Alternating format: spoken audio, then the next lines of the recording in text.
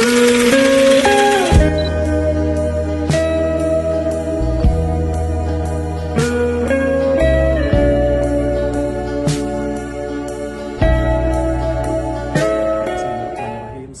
warahmatullahi wabarakatuh.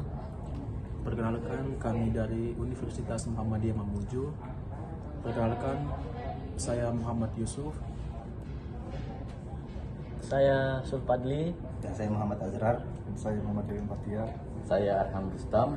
Di sini kami akan mengerjakan tugas kelompok kami dari dosen kami, yaitu Ustadz Furqan Mawardi, yaitu wawancara kepada tokoh-tokoh Muhammadiyah.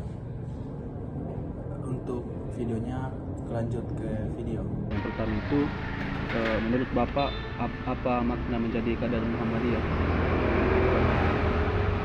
Jadi maknanya menjadi kader. Iya, Pak.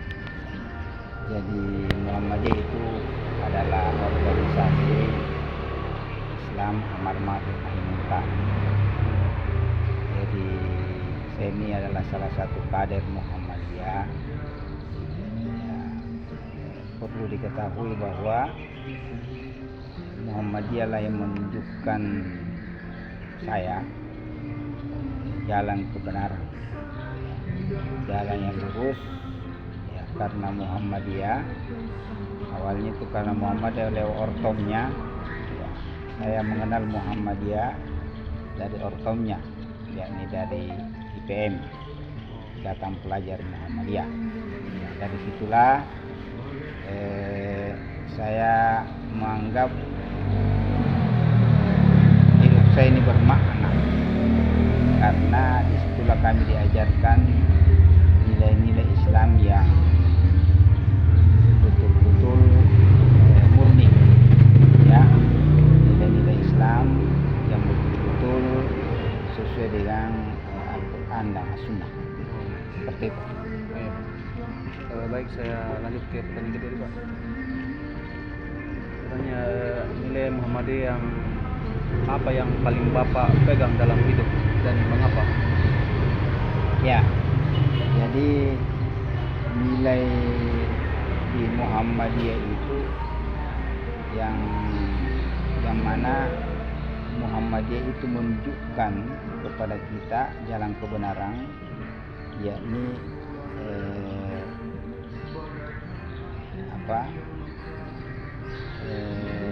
beragama dengan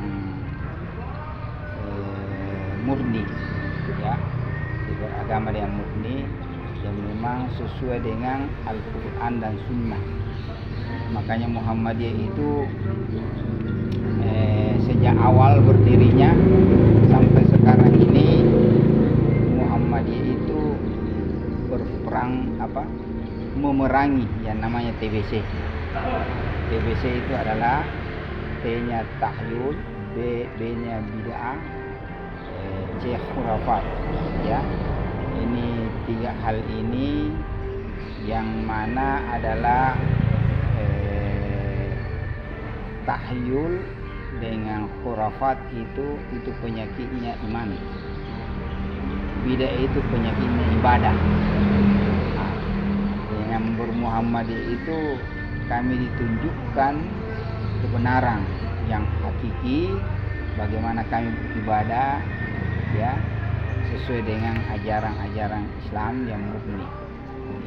Bagaimana kami mengimani sesuatu memang betul-betul keimanan itu dasar yang Al-Quran dan Sunnah. Ya, seperti itu. Jadi di Muhammadiyah itu ada dikenal istilah pembaharuan. Ya, pembaharuan dari segi apa?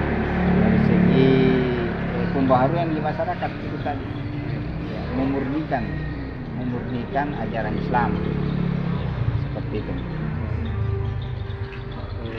Selanjutnya, Pak, bagaimana Bapak menjaga keikhlasan dan berkhidmah di Persyarikat Muhammadiyah? Persyarikatan Muhammadiyah. Iya. Jadi untuk menjaga keikhlasan berkhidmat di Muhammadiyah itu yang keimanan. Ya, jadi memang kita di Muhammadiyah itu memang dikedepankan itu yang namanya keikhlasan dalam mengurus Muhammadiyah. Tanpa keikhlasan itu maka kita kecewa di Muhammadiyah. Jadi kita mengurusi Muhammadiyah ini memang harus dengan keikhlasan, ya. Jadi ketika kita ikhlas maka ada feedbacknya, ya. Karena mengurusi Muhammadiyah itu sama dengan mengurusi agama. Ketika kita ikhlas mengurusi agama Allah, kita ikhlas mengurusi Muhammadiyah, maka feedbacknya itu kembali ke diri kita, ya. Kebaikannya itu kembali ke diri kita.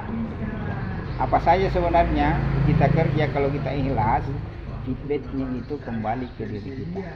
Sama dengan adik-adik kuliah, kalau kuliahnya ikhlas maka akan kembali kepada diri adik-adik.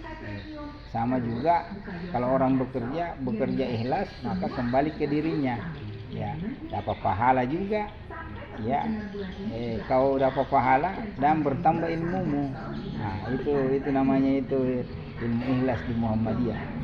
Seperti itu. Pertanyaan selanjutnya Pak tentang keteladanan dan perjuangan, yang dimana pengalaman terberat apa dalam Muhammadiyah dan bagaimana mengatasinya? Sebenarnya ketika kita bermuhammadiyah, ya, tidak ada yang berat, karena bermuhammadiyah itu sama dengan bermuhammadiyah itu berorganisasi, ya. Berorganisasi itu kumpulan orang-orang kan, 1, 2, 3 lebih dari satu itu kan berorganisasi berkumpulan. Jadi kalau kita mengerjakan sesuatu dengan kompak dan berjamaah, tidak ada yang berat. Jadi kita di Muhammadiyah itu semuanya tidak ada yang berat kita rasa. Kita mau membangun sekolah tidak berat, kita mau membangun kampus tidak berat, kita mau membangun amal usaha lain, masjid tidak berat, kita mau membangun perguruan tinggi tidak berat, kita mau membangun panti asuhan tidak berat. Tidak ada yang berat, ya. Kenapa tidak berat? Karena kita kekompakan, Bersama, ya, kebersamaan. Nah, seperti itu. Karena di Muhammadiyah itu ketika ada kita mau bangun, ya langsung kita kompak itu, mulai dari pusat sampai ke ranting. Seperti itu di Muhammadiyah. Ya. Selanjutnya Pak, bagaimana Bapak memaknai pengorbanan dalam gerakan? Apa? Bagaimana Bapak memaknai pengorbanan dalam gerakan? Ya, memaknai pengorbanan dalam gerakan. Kita di Muhammadiyah itu memang harus berkorban, minimal berkorban waktu. Ya, dalam mengurusi, jangan kita mengurusi Muhammadiyah dengan sisa-sisa waktu. Nah, Muhammadiyah itu ketika kita ikhlas mengurusinya, ya, kita mengorbankan, bahkan kita mengorbankan jiwa pun itu di Muhammadiyah itu kita anggap bahwa itu mati syahid sebenarnya. Mati syahid karena mengurusi Muhammadiyah ini, ya, itu adalah mengurusi jalan kebenaran. Ya, mengurusi Muhammadiyah itu mengurusi umat. Nah, seperti itu. Jadi mengorbankan harta, orang Muhammadiyah itu mengorbankan harta, mengorbankan waktu, bahkan mengorbankan jiwa pun mereka ikhlas. Seperti itu, ya. Pertanyaan yang selanjutnya Pak, pernahkah Bapak merasa lelah, tidak dihargai atau ingin mundur? Jika demikian, apa yang membuat Bapak bertahan di Muhammadiyah? Kalau kita di Muhammadiyah itu tidak ada itu istilah lelah, tidak ada itu istilah mundur. Kalau kader militan Muhammadiyah tidak pernah ada istilah mundur di Muhammadiyah, tidak ada, ya. Kalaupun kita bukan pengurus Muhammadiyah, seumpama suatu saat bukan lagi kita menjadi pengurus, tapi kita tetap tidak mundur, ya. Tetap kita mengikuti kegiatan Muhammadiyah. Jadi Muhammadiyah itu kita kalau kader tidak ada istilah lelah, tidak ada istilah mundur. Nah, ada istilahnya itu kita, biar kamu pecah saya jadi pengurus, yang penting kau tidak pecah saya jadi Muhammadiyah. Nah, seperti itu. Jadi di Muhammadiyah itu seperti itu. Tidak ada itu kita istilah kecewa apa. Kalaupun ada pengurus yang kecewa, ya itu kan manusiawi. Ya, tetapi kalau kader yang militan itu tidak ada kekecewaan. Seperti itu.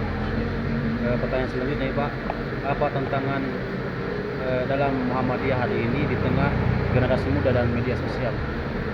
Nah, sebenarnya kan banyak tantangan. Tantangannya sebenarnya pemerintah itu tantangannya Muhammadiyah, ya. Tantangannya umat itu tantangannya Muhammadiyah, ya. Tantangannya negara itu tantangannya Muhammadiyah. Karena Muhammadiyah itu sekarang mau ambil bagian dari permasalahan-permasalahan umat, permasalahan-permasalahan negara. Contohnya, Muhammadiyah mengambil bagian dalam mencerdaskan kehidupan bangsa. Coba, dari Sabang sampai Merauke kita dirikan sekolah, mulai TK sampai perguruan tinggi. Dari Sabang sampai Merauke kita dirikan panti asuhan. Dari Sabang sampai Merauke kita dirikan apa? Masjid. Dari Sabang sampai Merauke kita dirikan apa? Papelkes itu, balai kesehatan masyarakat, rumah sakit. Nah, coba bayangkan, ya. Jadi semua permasalahan umat, permasalahan negara itu permasalahannya juga Muhammadiyah. Jadi kita ambil bagian di situ. Nah, jadi Muhammadiyah ketika kita kader bermuhammadiyah itu harus enjoy memang yang permasalahan itu. Dan kita yakin kalau kita kompak bersama dengan semua stakeholder, ya Muhammadiyah, ormas lain kompak, kemudian pemerintah kompak, ya, umat kompak, tidak ada permasalahan, mudah kita atasi. Nah, seperti itu sebenarnya. Pertanyaan selanjutnya Pak, bagaimana nilai tajdid Muhammadiyah yang seharusnya dipraktikkan oleh mahasiswa? Wah, banyak. Jadi nilai tajdid itu kan pembaharuan. Pembaharuan. Contohnya mohon maaf, ya. Salah satu nilai tajdid itu kalau pembaruan itu ya merokok. Nah, kedua kenapa saya bilang jangan merokok, ya seperti itu Muhammadiyah. Walaupun orang-orang Muhammadiyah kan ada yang merokok juga, ya. Walaupun tidak benar hal itu, ya. Tetapi nilai tajdid yang paling utama yang mahasiswa harus dilakukan, yakni pertama, ya, adalah mahasiswa Muhammadiyah harus senantiasa di depan dalam beramal. Jadi seumpamanya ada masalah-masalah, ada permasalahan umat itu di depan dia, di depan dalam beribadah, ya. Jangan mahasiswa Muhammadiyah baru tidak sholat, yang Islam ini, ya, ya, tidak boleh. Jadi itu tajdid itu yang diutamakan itu, ya, pembaharuan itu. Kemudian akhlak, ya. Kita di mana kuliah di Unimaju, kenapa begitu akhlaknya? Kan tidak baik kan? Ya, di kampus itu kan beda, kita itu kampusnya Muhammadiyah dengan kampus-kampus yang lain. Kampusnya Muhammadiyah itu ada nilai keislaman yang kita titipkan sama kamu semua. Kalau kampus-kampus lain kan tidak. Ya paling 1 semester 2 semester belajar. Kamu kan sampai semester 5 belajar tentang Islam ke Muhammadiyah. Ya. Kenapa demikian? Supaya ilmu itu ada nilai-nilai keislaman yang kita titipkan sama kamu, ya. Sebenarnya itu kalau kita mau masa bodoh, untuk apa? Bukan anakku. Toh, kau mau selamat dunia akhirat terserah. Tapi kan kita tidak seperti itu di Muhammadiyah. Kita bagaimana supaya kamu itu, kita ini sama-sama dalam Islam, ya. Kita sama-sama masuk surga. Nah, seperti itu. Situ sebenarnya Muhammadiyah. Pertanyaan selanjutnya Pak, apa kesalahan yang sering dilakukan kader muda menurut Bapak? Sebenarnya bukan kesalahan yang dia lakukan, cuma biasa kayak namanya anak muda itu, ya, keliru, ya. Tetapi saya anggap bukan kekeliruan juga. Ya, memang itu namanya kader-kader muda biasanya mencari jati diri. Ya, mencari jati diri. Tetapi hal itu beransur-ansur mereka pahami, ya, mereka pahami. Kita di Muhammadiyah itu sebenarnya kader-kader kita itu kita tidak kenal biasa itu dalam hal dalam hal akhlak, ya, dalam hal bersosial media, dalam hal dalam hal pergaulan, ya, kita itu semuanya itu harus dibarengi dengan koridor Islam, ya. Taruhlah seumpamanya kita mahasiswa mau demo, ya tetap demo dengan koridor Islam, ya. Kalau ada orang tua kita di depan, jangan ditunjuk-tunjuk seperti itu. Kedua, dari segi akhlak, ya tetap di depan. Biar bagaimanapun juga, ya, tapi akhlak itu diutamakan, kejujuran diutamakan, ya, seperti itu. Memang dalam bermedia sosial juga sekarang, hanya kau kembangkan diri. Kalau saya punya saat ini perbaiki keimananmu dan jangan buta dengan IT. Jadi belajar saja. Jangan bersungguh-sungguh belajar, ya. Jangan malas-malasan, jangan terlalu banyak santai. Kalau mahasiswa tidak boleh santai, ya. Kalau kita itu menuntut ilmu itu harus bersifat bersifat rakus dalam menuntut ilmu. Dikasih tugas, dikasih ilmu oleh dosen, oleh siapa saja, jangan merasa merasa puas, tetapi saya mau lagi nih seperti ini. Itu pesan saya, ya. Oke. Mungkin hanya yang dapat kami sampaikan, Pak. Ya, Kalau ya. ada pertanyaan-pertanyaan yang mungkin tidak enak di hati, mohon. Oh, tidak enak semua. Iya, Pak. Oke, ya. Iya, Pak. Ya. Oke, sebanyak, Pak. Iya. Ya, selamat. Iya. Ya.